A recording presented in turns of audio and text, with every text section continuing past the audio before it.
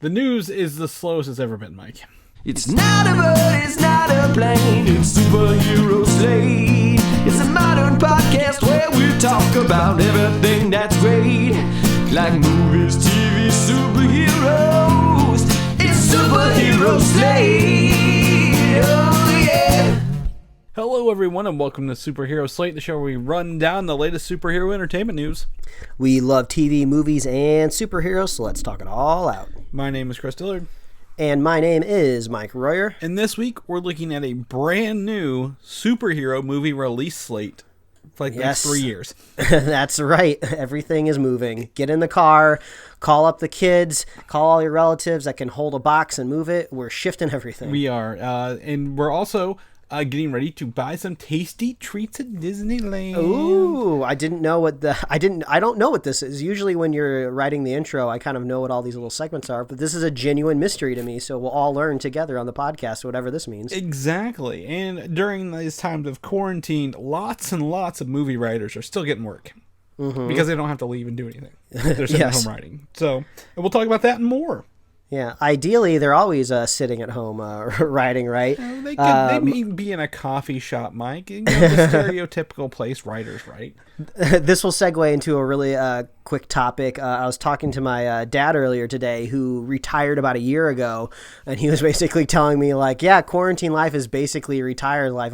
He's not really seeing much of a difference right now, but he was informing me that, you know, he's a sports guy. He likes you know, anything and everything on ESPN, and there's not been a lot of stuff to watch there recently. But he did inform me something I wasn't aware of, that NASCAR and, like, I guess maybe just car racing in general, whether it's a NASCAR or maybe even an Indy car. I know they race trucks too. I think they also race go-karts. Anything with four wheels, I think somebody's racing it somewhere. I've seen them race horses. Yes, like 4 legs, 4 wheels.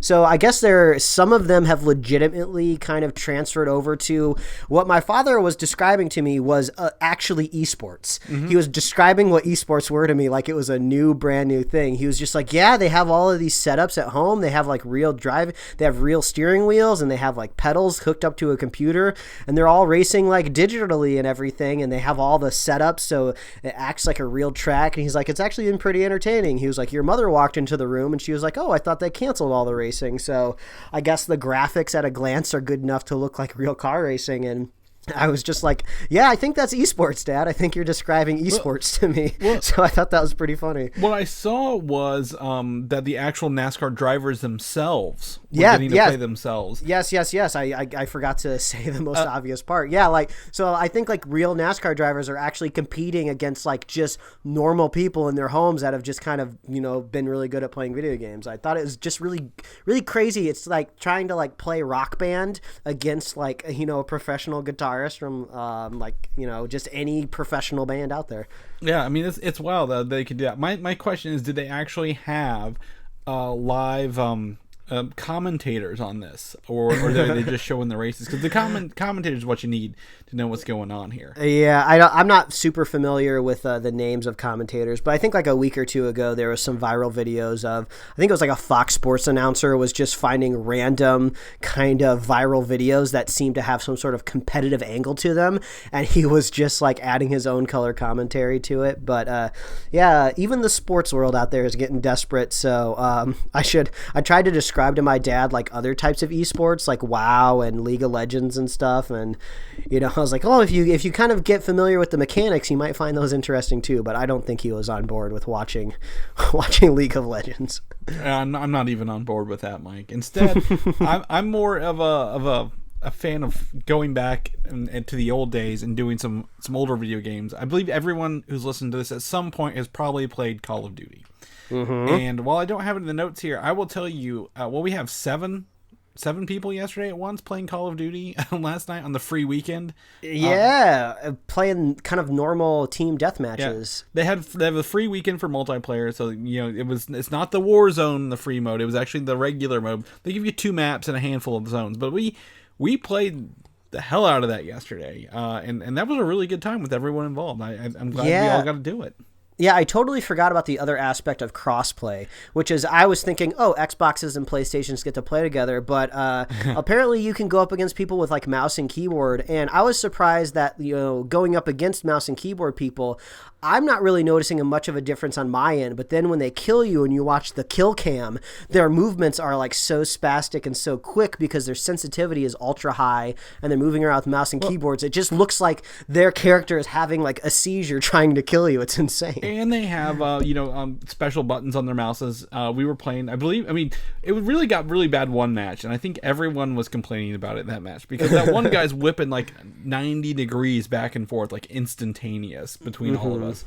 We came back. I think we ended up winning that round, but we had ups, we had downs. We're doing unlocks, Mike. We had a good time. I'm glad. Did you? I know I signed off a little early last night, but did you unlock your crossbow at all yet? Oh yeah, I had unlocked my crossbow before you got on last night, actually. Oh, excellent. And no one who played with me is listening, but I was like, great, I got it. The next match, I got a kill with it, and it was only because I meleeed somebody up close. It wasn't even with the crossbow. So I'm like, no. It's a learning curve for sure. You got to unlock those explosive arrows.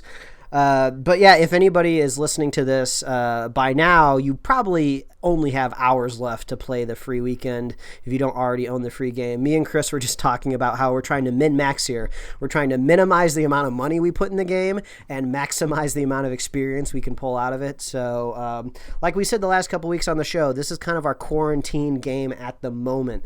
So get into some Call of Duty. It's free, and you'll know what we're talking about here at the top of every show. Exactly. And also the other game, I want to point I'd just say this. I bought the remastered Final Fantasy VIII for my Xbox this weekend. Oh, okay. So this isn't the remake style like they're doing with 7. This is just more like a graphical upgrade. Yeah, graphical upgrade, everything like that. And I went, and because I was young and I actually bought the strategy guide, the Prima Guide strategy guide off eBay to go with this, because I'm like, there are things you need to hear, you got to know. Wow, strategy guides. I can't remember the last time I bought one of those. I used to buy them back in the day with every Pokemon game that I would get, because those would be really helpful looking up like the leveling guides and the movesets and stuff before like the internet just had all of that stuff in general. Yeah, and I could totally use it on the internet. Don't get me wrong. I could whip it up on my iPad and have it the whole time, but I want the paper, Mike. I want that nostalgia feel when I'm playing Final Fantasy. That is nostalgic, yeah, man. Wow. So but that was supposed to be here Thursday, and it's like it's delayed in the USPS, and I'm like, where is it? And they're like, we don't know, it's delayed. I'm like, oh no. I'm like, some little kid smelled that magazine from a mile away and ripped it out of the box. Yeah, I imagine whoever was delivering it was like, oh, I got this game, I'm gonna go play it real fast and then deliver it after I beat the game with the guy. It's already used anyway, they're not gonna know the difference. Yeah, exactly. Yeah, you can't buy those new, at least not at that price point. But I was just pointing out, it's a great time for video games in the evenings now. And then I showed a picture of you. I pressure washed today. Man, am I tired from that. But that's really all I got, Mike. Mike, what have you been up to? What have you been doing? Well, these are 2 PSAs for the top of the show. Number 1, Disney's Jeffrey Katzenberg's streaming service Quibi releases tomorrow, and I've been getting a lot of targeted ads. So I got to assume, I haven't been to any of their landing pages yet, but I got to assume there's some sort of free trial period. I'm going to go ahead and give you this. Okay. Can you guess how long their free trial period is? I've got to imagine it's got to be short. Maybe like, 48 hours? 90 days. Oh, 90. Wow, that's really long. How much faith do you not have in this if you give a 90-day trial? Wow, so it sounds like you got 3 months to get hooked on it. Yeah. There was a couple shows. I'm a real big fan of Will Forte, and I forget the name of the actress, but she plays Sweet D in Always Sunny in Philadelphia. Yeah. They have a scripted show that's I don't know if it launches with Quibi, but I've definitely been targeted with the trailers, where they're supposed to be doing some sort of like home makeover style of show, but they end up finding a bunch of money kind of hidden behind one of the walls, and I guess things spiral out from there. So, we're huge fans of Will Forte, so I'm at least going to try out this trial for that. But, I just thought I'd mention at the top of the show, just because I don't think there's anything superhero related quite yet slated for Quibi, but we'll be on top of it if anything lands there.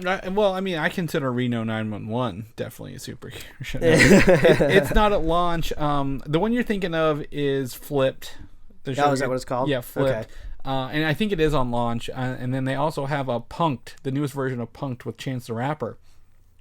on there at launch as well. I'm on their website right now. Yeah, maybe they'll be punking a celebrity that has played a superhero.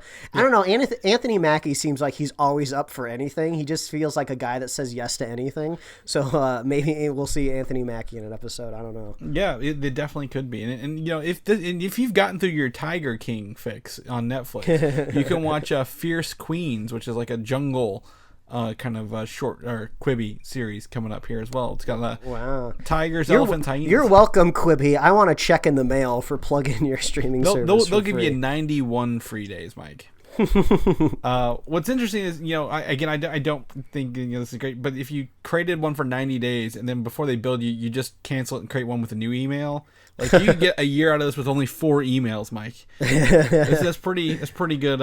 If you want to talk about min-maxing, that's it right there. Yeah, there you go. That's a min-max. So that's PSA number 1. PSA number 2, slightly more related to the content we talk about on this show. Kim's Convenience, a show straight out of Toronto, Canada, has dropped season 4 on Netflix this weekend. And if you're not already aware, it stars a Korean family, and one of the family members, the son, is played by Simu Liu, which will be our Shang-Chi, which we'll be talking about a little bit later in the show. So if you have not already fallen in love with the actor Simu Liu, who I think has a really on-point Twitter account. I don't know if he has a team of people that are really funny or if he's just a funny guy in general, but he seems to be really hitting all the marks for me. He's like really talented. He's in one of my favorite TV shows right now. He's got a funny Twitter account. He seems to really be rolling with the punches over at Marvel. You know, he seemed to be really ecstatic with some of the news that was laid on top of Shang-Chi on the Tin Rings lately. So this is just a big shout out for Simu Liu. Go check him out. Kim's Convenience season 4.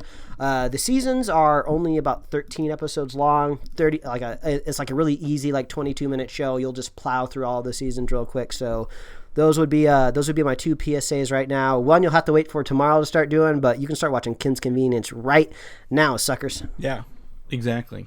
And before I forget, Mike, we actually spent a lot of time outside of the show this week, which is really surprising. We did a review of Bloodshot, in case anyone hasn't seen that yet. It's on video on demand. Get it. But we also spent most of Saturday night playing Jackbox over Zoom. Yeah.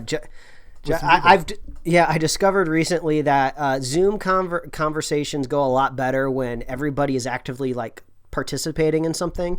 I was in a Zoom happy hour about a week ago, and there was a whole bunch of people on the call, and I was kind of doodling everybody's portrait on a Post-it note. So that was kind of fun. I'd be doodling for a couple minutes and I'd hold it up and everybody would laugh.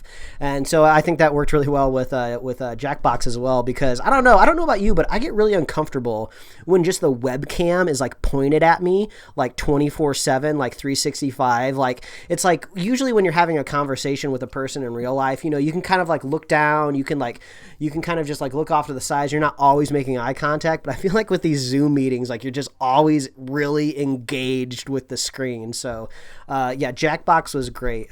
You had a much more sophisticated Jackbox setup because you had the games on your computer and you were screen sharing, right? Yeah. So I set it up on the computer.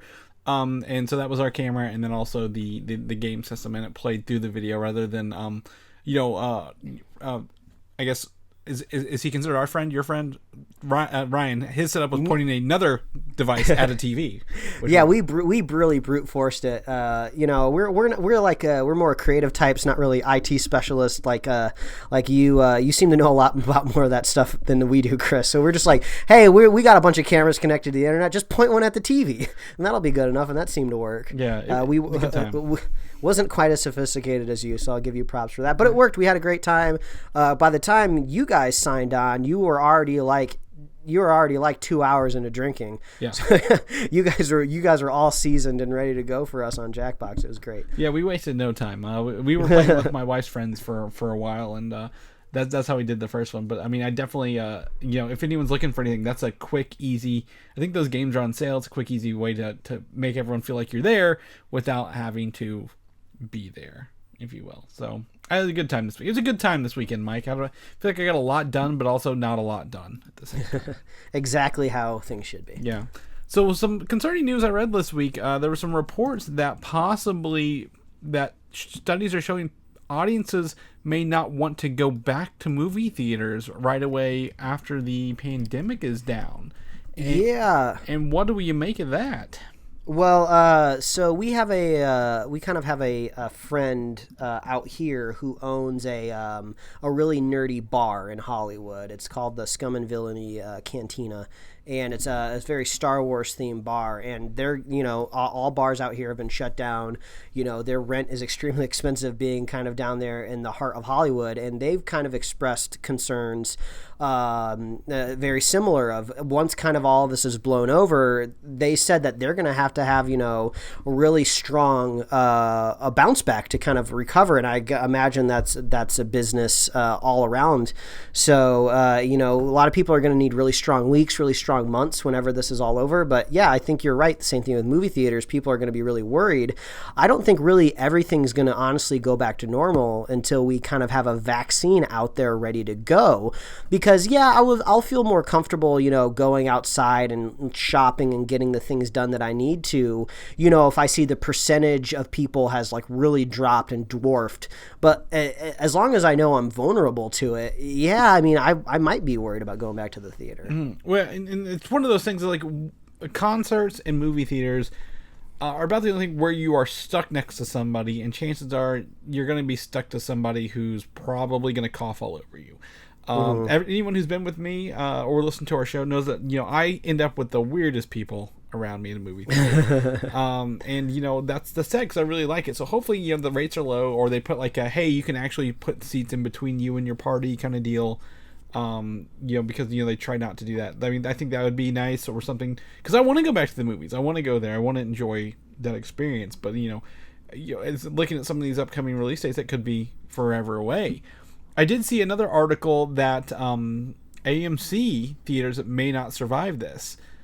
I'm interested to see if that's true or not too, because that was my local movie theater company. So. Yeah, I would say, I can't feel really too bad about any giant corporations, because giant corporations don't care about us. We probably shouldn't care about them either. But if you have any like smaller movie theaters in your hometown, or maybe any small businesses or restaurants that you really like, this might be a good time to maybe go out and try to find their Twitter account or find their Facebook page, so you can at least stay connected with them. So who knows, maybe they'll just be really upfront and say like, hey, if we want to stay open, we're looking for donations, or looking for more people to do carryout orders.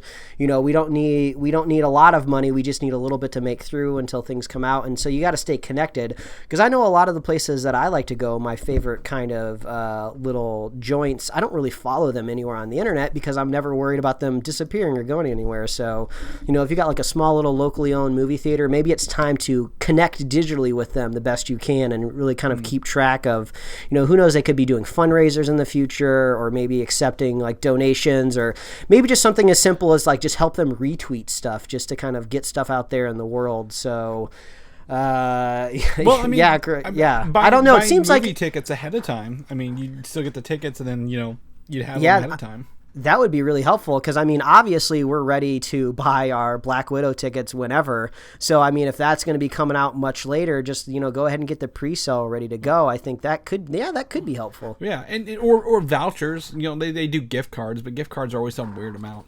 Whatever they can do to get that, because they don't make their money off the movie sales, right? They make their money off the concessions. So yep, that's true. I heard a story of a local theater. Oh, this is a perfect example. I heard a story of a local movie theater in some town USA. I don't recall, but they were selling just popcorn out on the sidewalk. You could just they were popping it, and they were bringing it out, and you could drive your car up, roll your window down, and you could hand them some cash or however you wanted to pay for it, and they'd put a giant ass bag of popcorn in your passenger seat. I think that's pretty rad.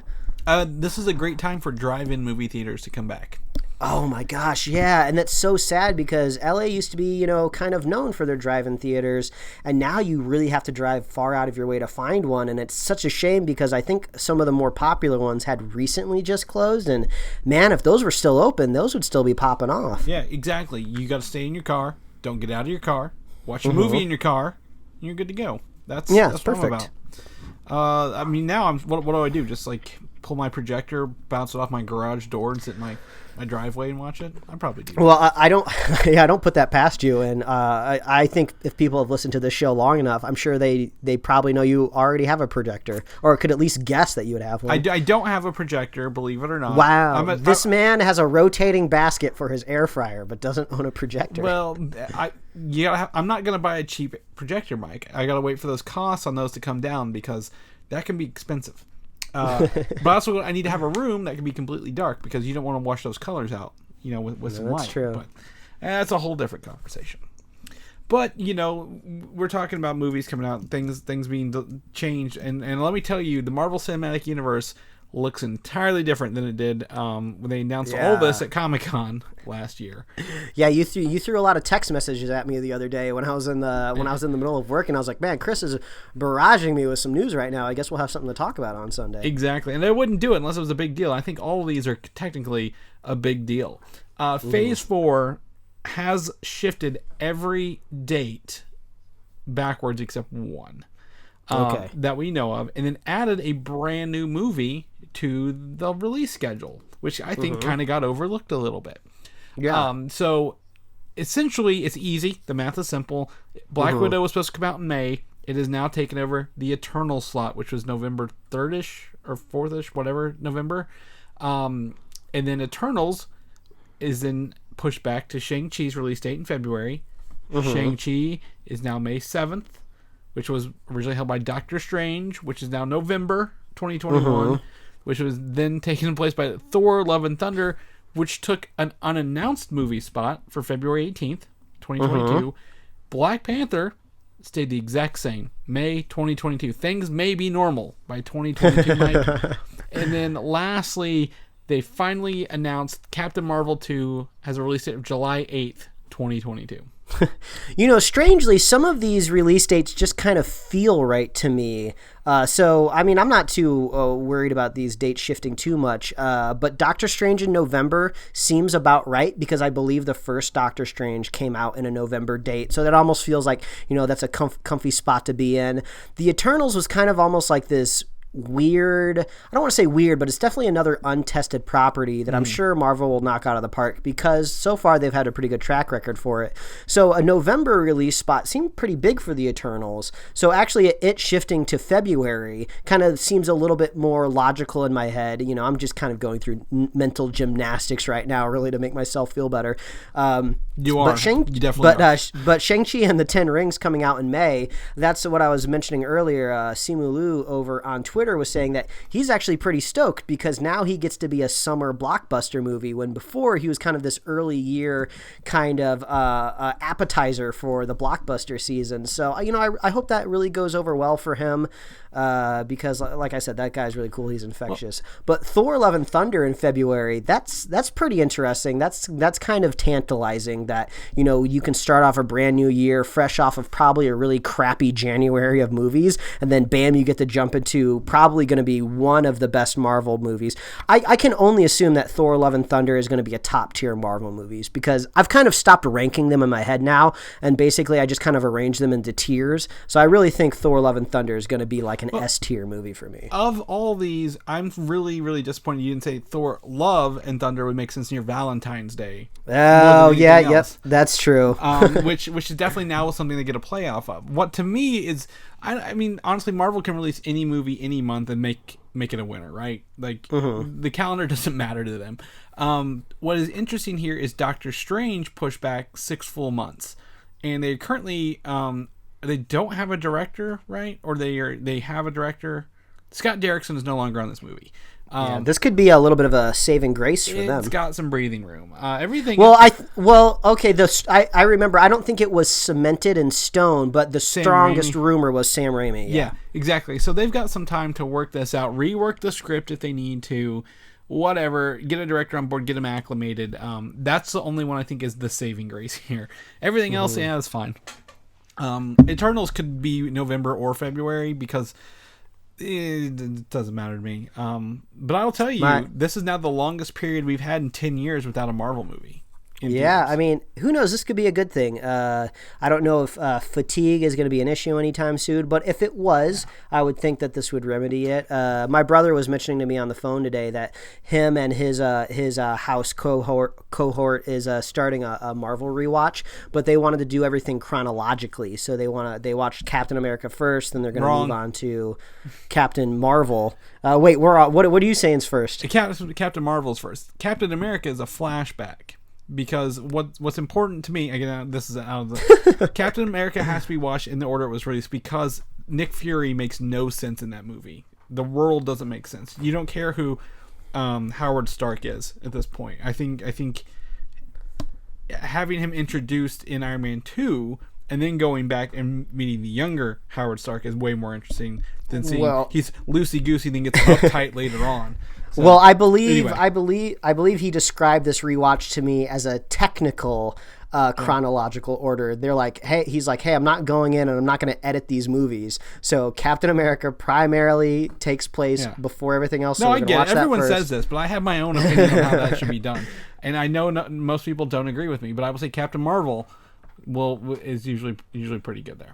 But I mean, couldn't you say Captain Marvel is technically mostly a flashback? I believed at the very end of Captain Marvel, isn't it kind of brought up to current time? You can't do the post-credit scenes throw this entirely out of whack because Ant-Man takes place entirely before Infinity War, except for the post-credit scene.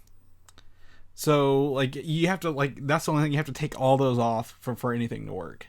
What we really need is we need to get somebody behind an edit booth. We need somebody to just seriously chronologically put all this in there. We're probably going to have to leave Agents of S.H.I.E.L.D. out. No one's ever going to be able to finish this. That's the thing. None of those TV shows count anymore. Remember Kevin Feige's like nothing counts except Disney Plus. I get it. They say that, but I mean, there was parts of Agents of S.H.I.E.L.D. that just lined up so well. I mean, I suppose you can't do everything 100%. You couldn't do a 100% Marvel mainline rewatch. It would just be too much. But if somebody wanted to do like maybe a 90-minute long edit where it's just kind of like a crazy 90-minute cram it with everything in chronological order, I think it might be okay to throw in some Agents of S.H.I.E.L.D. stuff just so some people could get some closure on Coulson, see maybe how this affected S.H.I.E.L.D. and Hydra a little bit during Winter Soldier. But that's the thing, though. He doesn't get any... I mean, you're not caught up on this show. He doesn't get any closure. He's still alive. There's one more season left. I wouldn't give anyone... Like, Coulson died in Avengers, and that's all we need to care about. Because that was worth his death in that movie. I've watched Agents of S.H.I.E.L.D. I think it's a fun show, but, that was when Jeff Loeb was at the helm of this. I don't consider Netflix a part of these anymore. Like, I don't even think of those because that was the most downhill drop I'd ever seen in a TV. Well, you're pitting brother against brother now, the Whedons. Yeah. One Whedon is still canon and one Whedon's not anymore. Well, half of Joss, he did the first pilot for S.H.I.E.L.D. Kind of. But, I mean, it doesn't matter. Anyway, you bring us up to the next great point, Mike. The Disney Plus shows have not changed their release dates at all yet. Yeah, so I think if they were to change, we would find out here shortly. But so far, none of them has premiered yet, so they're kind of insulated. Right. Well, the problem with that is WandaVision was supposed to... It has Scarlet Witch, which ties into Doctor Strange. If Doctor Strange is pushed back 6 months to the end of next year, do they still put it out a year ahead of time? Or do they move that closer to the release date? Yeah, I mean, that's a really good question. And also, we know that they're going to be kicking off production on some shows right now. And this is a really good time where it's important to know the difference between strongly rumored release dates and actual physical, they have said the release dates. Because there's some stuff in development that we don't really know when it's coming out, but we can make a really, really good guess. So things like Miss Marvel, that could easily change, even though production has, I'm sure, halted on it. The same thing with She-Hulk.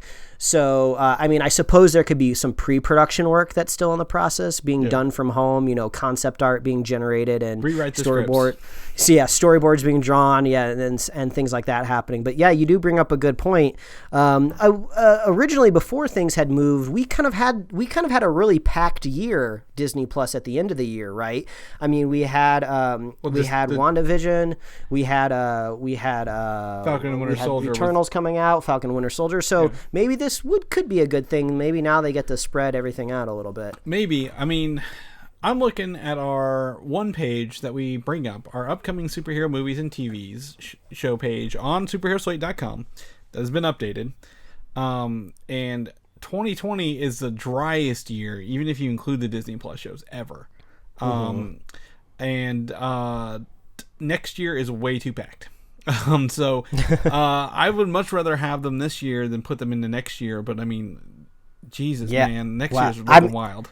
I mean, but at the same time, this kind of makes me grin ear to ear right now. Like, yeah, I'm looking at our 2020 release, and I'm just going to rattle these off super quick without dates. This is just chronological order. We got Eternals, Ghostbusters, Loki, Morbius, Shang-Chi, DC Super Pets, The Batman, Spider-Man 3, Suicide Squad, The Kingsman, Uncharted, Doctor Strange, Black Adam, Hawkeye, Miss Marvel, Moon Knight, She-Hulk. I mean, like, this is going to be... I mean, this is actually really cool to think about, like, at least once a month, we're going to be getting, like, super high premium content. Oh, it's also missing, for some reason, I'm not sure why, but the What If series. Yeah, the animated series, which I'm really looking forward to, which luckily the animation industry has been able to work from home a little bit more. So hopefully that doesn't get delayed, since people can still be drawing on computers and at home. It'll only get delayed if it's affected by everything else. Like, they wouldn't have a pushback release of Falcon and Winter Soldier or WandaVision overlap with that show, I think, or Loki. I think, WandaVision is in the effect stage, and I think so is Falcon and Winter Soldier. So hopefully, they've given themselves enough lead time to burn into this. Yeah. Just so everyone knows, Spider-Man is technically considered a Sony release, and is still scheduled for July of next year. So that would make it 4 Marvel movies next year. Still, Marvel can't tell them when to release Spider-Man. However, yeah, that's true. They could delay it if production doesn't get off the ground soon enough. None of these on this page are in stone, sadly. I think Marvel and Disney will be. Warner Brothers, we'll have to see what they do with their stuff. Yeah, this is. I think this is one thing that Hollywood hasn't had to deal with as much as let's say the video game industry has to do, which is delays to make sure that their product is up to snuff when it releases. At the very least, I just hope none of these movies come out that look like they have like shoddy CG. Like, I think a lot of people have the same opinion when it comes to the video game industry. I think fans would much rather have a game be delayed, and when it comes out, it's good, rather than rushing it. So, yeah, I definitely don't want anything rushed just to get it to us as fast as possible. Well, also the difference is there. In a video game, they can release a patch. You can't patch a movie unless you're Cats. Or unless you're George Lucas. Yeah, well, that's a little different, yeah. But, I mean, like, everyone wants to watch what they watch, right? And, I'm still cheering for that butthole cut of Cats. Someone's got some downtime right now. I expect it to hit the internet very soon. It's not that hard. I mean, like, motion tracking software has gotten much more consumer friendly. You just got to hope that the fur patterns have a strong enough graphical contrast that you can really track in between those legs, right? Oh, no, they'll keyframe the whole thing, Mike, manually. Oh my God, no. They'll do it. Yeah, that's what all of those out of work 3D conversion artists are going to do. They're just going to go frame by frame with the butthole. Yeah, exactly. That's exactly what they're doing right now. Also, some directors, including Scott Derrickson, the previous director of Doctor Strange in the Multiverse of Madness, says this delay for everyone across the movie industry will lead to better movies coming out later. Good. And I agree. Like, what's usually the problem with most releases? They're hitting a date, they're not hitting the quality. So I think overall, you have time to have more. You're having Zoom meetings with videos in the background, and maybe that's the daily clips behind you. While you're meeting. Yeah. So I'm excited to see what kind of comes out of this. What good can come out of this. Spider-Man 3, as we mentioned up above, is still for July, but they reportedly added cinematographer Seamus McGarvey, who did the first Avengers movie and Bad Times at the El Royale, to shoot the movie. So I think that's pretty cool. Seamus McGarvey. I love that name. That's great. I mean, obviously, it seems like we can trust the guy who filmed one of my favorite Marvel movies, Avengers. I never saw Bad Times at the El Royale, but I do remember the trailers, and I remember the movie posters around town when it came out. So that seemed like it had a very strong visual style. So all good. And also, it's never a bad thing to throw in some MCU blood into a Sony production to help dilute any effect that Sony might have on the movie. So this is always good news. Yeah, he also did. I don't know. My wife's a big fan of The Greatest Showman. That came out. I didn't put this in here, but I did look that up. Then also, if you remember Sahara with Matthew McConaughey. Oh, yeah. I only remember there's some sort of plot about a plane crashing in the desert. There's a plane in the sand. That's all I know is about it. Yeah. It's like Uncharted, I think, before Uncharted. Yeah, there's a level. Yeah, there's a level in Uncharted like that. Yeah. It's a pretty cool level, too. They do some pretty interesting cinematic storytelling things while you're dying in the desert. So go play the Uncharted games. Yeah. Hopefully this movie still comes out on time and we get a title soon. We've got to start production. Productions I'm soon delayed, but I mean, I got to know what's going on with this movie sooner or later. Right?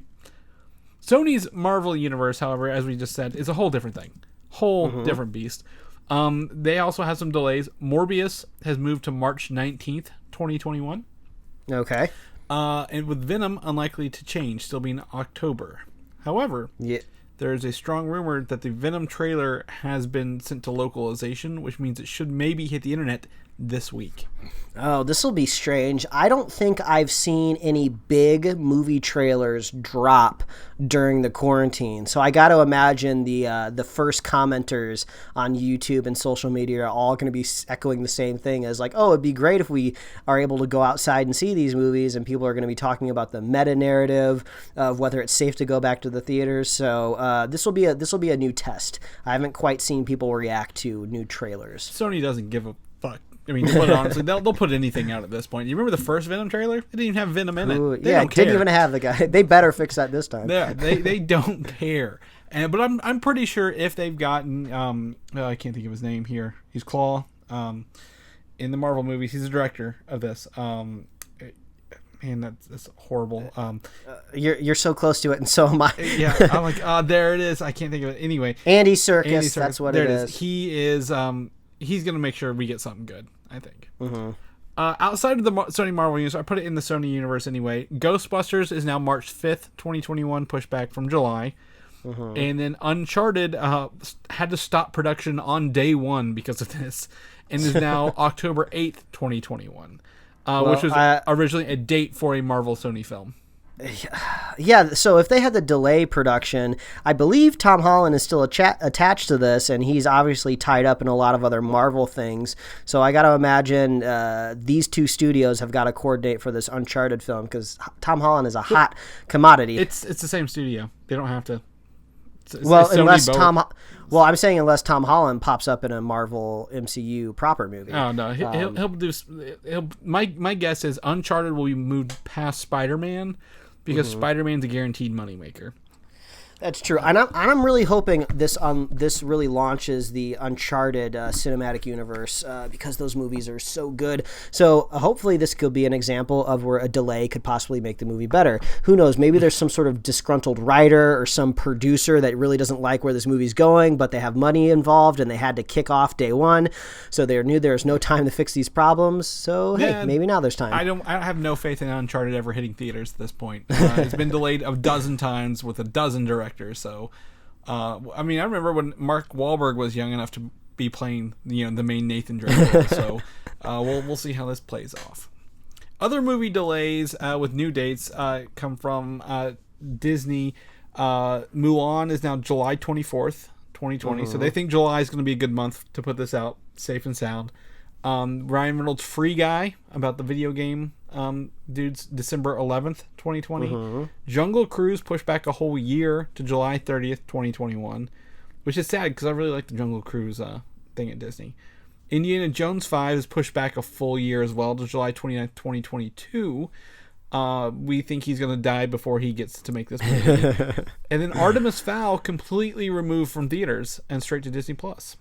Yeah, Artemis Fowl was interesting because I believe when this movie was kind of first rumored, I believe it was slated for Disney Plus at some point in time, and I guess possibly it got promoted to theaters and now it's been demoted back to Disney Plus. So I read the first two Artemis Fowl books when I was younger. This movie is nothing like those. And the outcry from the fans, I think, is what would hurt this movie. It would never make money in theaters. So they're like, we'll put it on Disney Plus. Maybe more people will watch it and tweet about it. So that was definitely an interesting push. But, we never got the movie straight to Disney Plus that we wanted to, Mike. So we'll do it. Now I'm going to drop some fun facts on you here because I didn't know this and this was just unveiled this week, Mike. Okay. New Mutants. Oh, yes. I'm salivating, Chris. I'm salivating. There is no release date yet. It was not put on the schedule. However, it is very unlikely to make its way to Disney Plus before the year 2022. Oh my gosh. Would it even land on Disney Plus at all? I just feel like this has Hulu written all over it just because of like the context of it, I'll add it. Not even Hulu. Okay. 20th Century Fox made a deal with HBO streaming in 2012 for all of its movies through 2022 for 10 years. Okay. That's why Dark Phoenix went to HBO instead of Disney Plus or Hulu, where the other X-Men movies lie. Okay, so this could be the whole reason why we haven't seen it a possibility that New Mutants would be dropping on a streaming service because they're tied up with a contract. They're legally required that any 20th Century Fox movie cannot go to a streaming service except HBO through 2022. Yeah, and I mean HBO Max is about to kick up here in about a month, and I'm sure that even if it is to get it out there, and since theaters aren't open, they probably don't want it going to their competitor at HBO Max. If they're already getting money, I think it's worked pay per stream, I think is what it is, or the money. Maybe this is going to be an HBO Max debut. That would be crazy. I was not expecting this crazy turn of events. But I mean, at the same time, if this is truly the last vestige of Fox X-Men and none of these characters, none of the situations or circumstances or scenarios will roll over into the MCU, if they really think this is the end of the line, I don't know, maybe HBO Max, maybe it is okay to drop it there. Yeah, I mean, they get money, they get exposure. HBO would probably pay extra to get it to skip sales and go straight to there. Because maybe. This deal does not affect digital sales. If Disney wanted to put it out on iTunes and make money right away, they could do this. Yeah. But it's like this is your opportunity, man. Just get it out there. But at the same time, once the sales are done, it still cannot go to Hulu or Disney Plus. It has to go to HBO. Mm-hmm. So what do? Are you damned if you do? You damned if you don't? Do they just go to theaters? That way it gives them a little bit of window to make exclusive money on it before HBO does?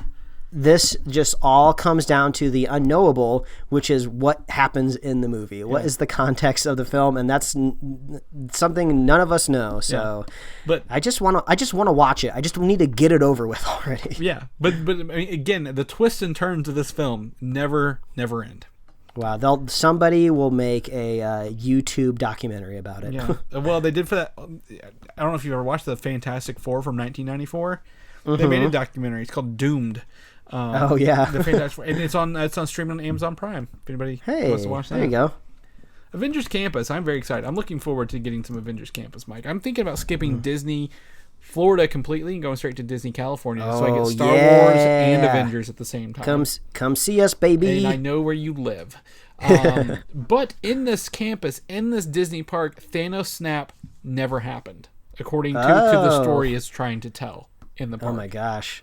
So there's no real depressing points in a Disney park, right? So that's really what I think they're trying to do. Yeah, I guess they don't want kids to feel sad when they walk into the churro hut and they see Thanos with the glove. Yeah. Well, exactly. But that's okay because they're going to be kicking out some sweets, Mike. And this thing called Terran Treats, which is going to be run by Tanalier Tivan, the collector, has some Infinity Stone based sweets, including the Sweet Spiral Ration, which look to be literally churros in different colors. Yep, that's a churro. that's a spinning churro in all the Infinity Stone colors. But also, what I think is cool is the Cosmic Cream Orb, which looks like the orb from Guardians of the Galaxy, but it's filled with purple icing. Yeah. Oh man, I really need like a banana for scale on this thing because I'm kind of getting like maybe donut-sized vibes from this. And if that's the case, this thing is like filled with like pure cream. This is like 90% cream, 10% pastry, and that's gotta like if that's not poppable like mouth size, like that's gonna be all over some kid's like brand new shirt that their mom paid $40 for at the gift shop. You're gonna buy. I mean, I'm getting a mild case of diabetes looking at it. You know, that's a lot of filling on the inside, but it looks cool. How they figured out the outside covering of this thing is truly impressive to look like the orb from that movie. So yeah, it kind of looks like I don't know the name of this, but there's like a Mexican sweet bun treat that looks very similar to this with like the craggly top. So I wouldn't be surprised if maybe they got some inspiration from there. But yeah, Chris, I'm totally down, ready for you to come out. We'll head down to Disneyland, my home turf, but of course your brain is Disney, so you'll have the competitive intellectual advantage of knowing how to get around even before getting there. I will know that park. I will know that part by the time I get there. But also, this just so you know, Terran Treats is not part of the PIM kitchen, the PIM Particles kitchen. It's like right down the street. Like you just go around the corner, and apparently it's there. So if you want real food, you go to the Hank Pym kitchen. Otherwise, you go get some sweet, sugary icing things down the corner. The Black Widow movie, we're going to go back to Marvel here a little bit, is switching up composers in this time of post-production. It gained 6 months, so they hired Lorne Balfe, I assume, or Lorne Balfe, I don't know how to do it, who's known for doing Mission Impossible Fallout and the Lego Batman movies recently. And he's replaced as the current film composer Alexandre Desplat, who did The Shape of Water. Oh, man, I really don't want to besmirch the art that is composing and music because I do not know how to do it. I am very bad at it, and I can be impressed very easily. So hats off to composers who hopefully, I believe for the most part, they can still work during the quarantine. So good for them. But I always think it's funny when we do bring up composer news on the show because that just means like that's all we got right now. That's all we got on Black Widow is just composer news because usually but for the most part, usually it's like early news. Usually we don't get composer news after the movie should be releasing here very momentarily in the alternate timeline. So very strange getting composer news after the fact. Well, here's the thing. You know, this movie was supposed to be out in less than a month from today, right? And they're like, nah, bro, we're gonna redo the entire music for this whole movie over the next 6 months. What does that mean? Did they have some money laying around and they like, hey, let's use it before we lose it? Or did somebody really be like, okay, we finally have the opportunity to fix this super shitty music? Because that does seem kind of like a slap in the face to whoever worked on it and thought that they were about to get their compositions in a Marvel movie, you know? Right, and you know we've talked about this. You know, the soundtrack for the trailer hasn't been bad. Like we've actually really enjoyed the music from this. Yeah, it kind of had that industrial kind of spy feel to it. And you know, again, Desplat he did one of my favorite movies, The Grand Budapest Hotel. He's done tons of movies. Like he is a very, very known composer. But I think what's interesting here is that Balfe, he is a veteran of Hans Zimmer's production studio. So he's done movies across Disney, like, Pirates of the Caribbean kind of movies, stuff like that. So he's got a lot of different backgrounds. So but with his most recent one being Mission Impossible Fallout, one of those, and he also did Bad Boys for Life, if anyone got to see that one. Is he doing better work? Because if you do a Wikipedia of this guy, I can see right now 1, 2, 3, 4, 5 replacement portions in his movies right off the bat. So I don't know. What is he doing better? Yeah, I don't know. This is it's very interesting news. Maybe this is a whole little documentary on its own. Two rival Hollywood composers cutthroat over the ownership of of a composition in a movie. So maybe we'll get a little doc out of it here in a couple of years. And here's the thing: the things he replaced other people on are horrible movies. Terminator Genesis. Oh wow. Geostorm. If you ever watched that one. Oh, I watched it. Yeah. Pacific Rim Uprising. Gemini Man. These are not movies people love. These are movies people are this. You want a green score on Rotten Tomatoes? You look at those right there. So I just think that this is one of those situations where like they didn't fire someone new, because they messed up at the get-go. They fired him a month before the movie was originally supposed to come out and had someone else completely do it. So I don't know, man. What a week. Ant-Man 3 is also hitting the charts this week. Jeff Loveness, who is a veteran of Rick and Morty, he wrote the comic Groot, and he's worked on Jimmy Kimmel as well as other shows. Will now be writing the script for Ant-Man 3.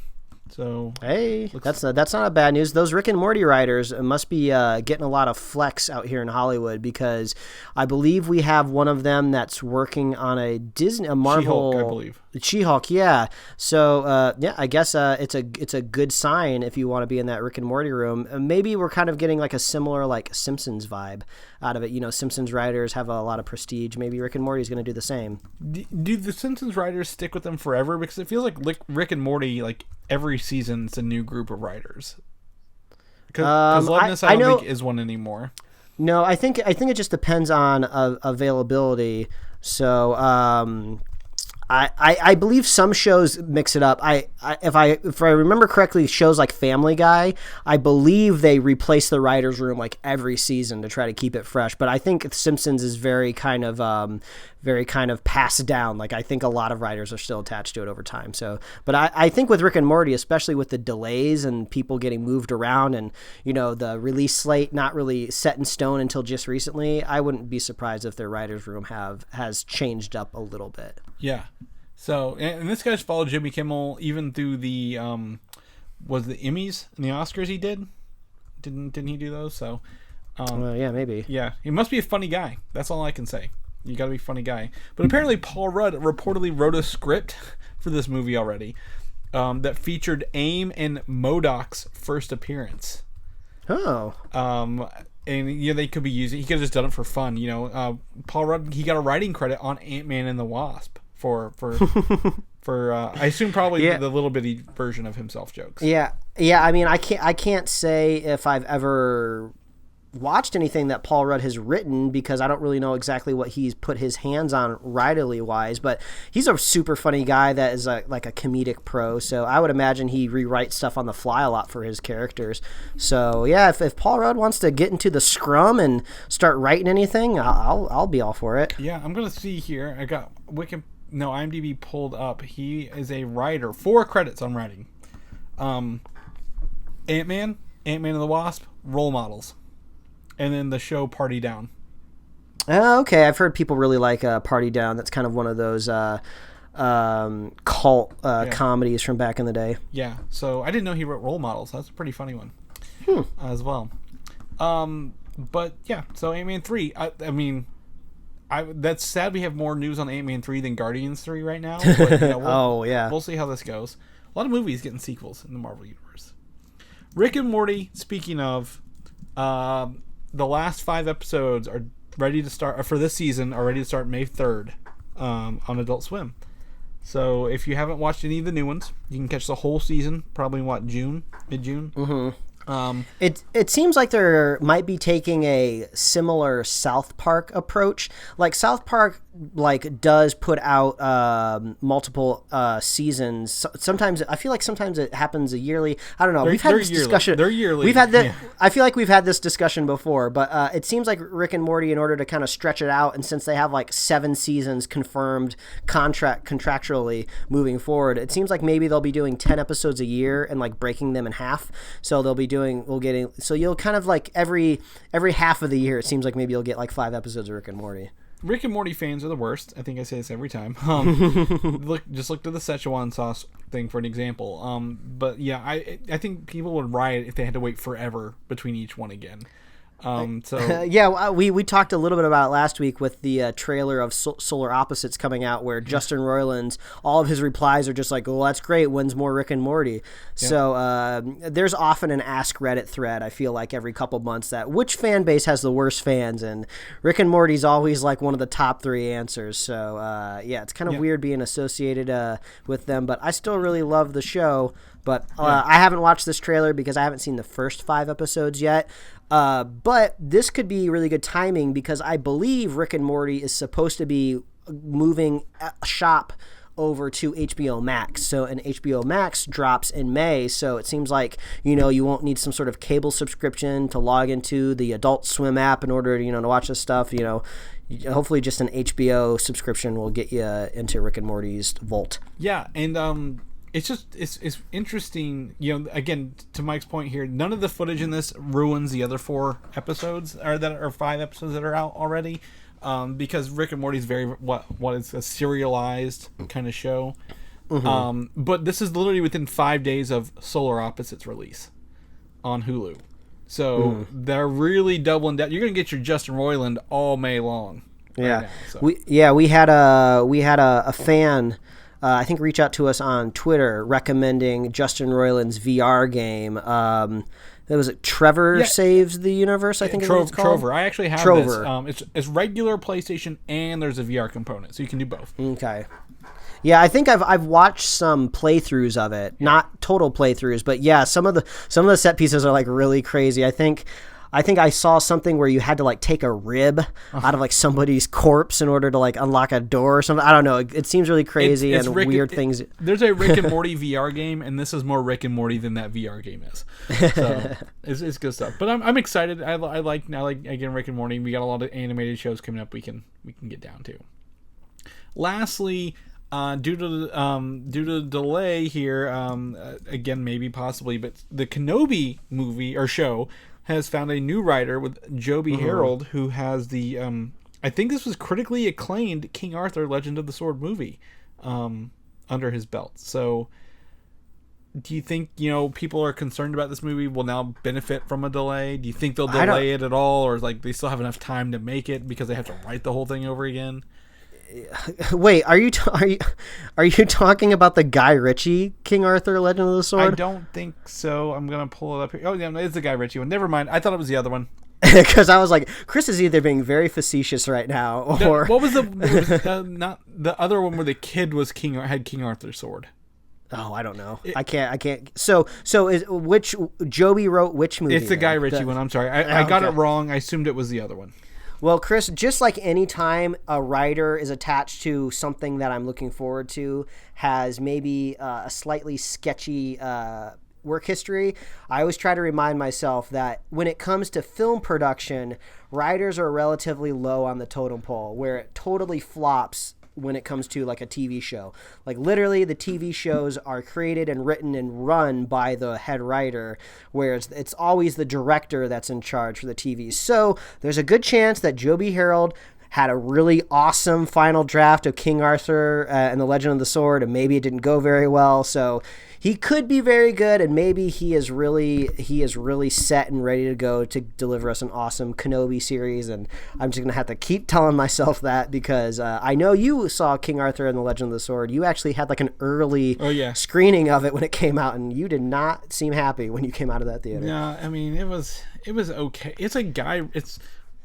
It's Snatch, but for King Arthur, and like that takes all the fun out of it, He also wrote the Zack Snyder film Army of the Dead, which still hasn't hit yet this year. I don't know if you heard of that. Is that the Netflix streaming movie? Yeah, where people are like isolated in a city or something like that. Yeah, this hasn't come out yet. He's got some sketchy movies here. He wrote. Did you ever see the movie Awake? With Hayden Christensen. Awake with Hayden Christensen. No, I can't say I did. Where he was with Jessica Alba and Hayden Christensen. It's a horrible movie, but hopefully in 13 years he's come a long way from this. He's executive produced some other stuff along the way, but I mean I don't know. I expect he'll be fired for this too. So, but yeah, we don't know how this Kenobi show is going to go. We just know it's announced. We don't know when it'll come out, what it'll look like. So until then, we still get weekly Clone Wars, Mike. Hopefully you catch up soon enough. So I hope so. To wrap that up.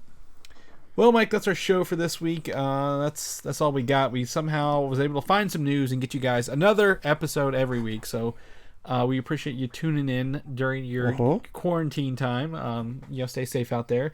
People want to follow you, Mike. What you're up to? Where can they find you at?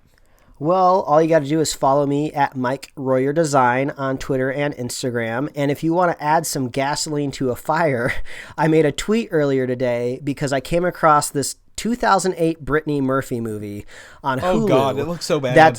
That's called I don't know if it's The Ramen Girl or just Ramen Girl, about It's Brittany the. Murphy getting dumped in Japan, so she's stranded and becomes an apprentice at a ramen shop. The trailer looks god awful, but I told people if I got 10 retweets, I would watch the movie, and I am over 10 retweets now. So if you just want to add insult to injury, head on over to my Twitter account and you can retweet it and just watch the god awful trailer. I think it's going to be a bit of an experience. It looks hopefully it looks bad enough to be entertaining. So I will be watching The Ramen Girl, and you know, I saw we had some fans of the show retweet it. So I don't know, Chris, if you want to watch it, I'll do a spoiler cast with you. But I have a feeling, I don't know if you're going to get to it. But if you do, you know, it's the quarantine. We'll mix things up a little bit. But if you want to do that, head on over to Mike Royer Design on Twitter, on Instagram, and I got webcomics up at pickledcomics.com. Chris, people want to catch up with you, see what you're retweeting. Where can they find you? You can find me on Twitter, Valdan, Valdan. I'm usually retweeting a friend of the show, Quentin Parker, when he's live streaming Twitch. Oh, yeah, because usually you're in the match. Yep, usually there. You can also head over to Comic UI, try to put up some of these news there. We get them every week, but if it's a big enough news, I'll put it on there so you can follow that and get that news. Also, The Ramen Girl is on Hulu, so you don't have to go out and buy it. If you are interested in subscribing to Hoopla or Tubi, you can watch those as well. This trailer looked god awful. It hurt, Mike. It hurt. It looked like somebody filmed it with like a JVC DV camera on their shoulder, just kind of winging it. So it's the funny thing. Also, if you find the official source that released the trailer, they only uploaded it in like 240p.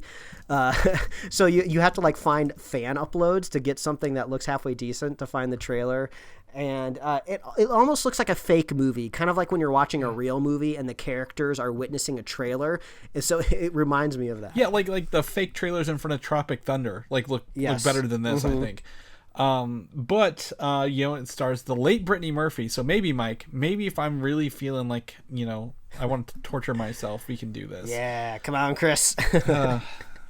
All right, this could be really fun. This could be fun. It could be a whole nother show for us to do, Mike. Yeah, you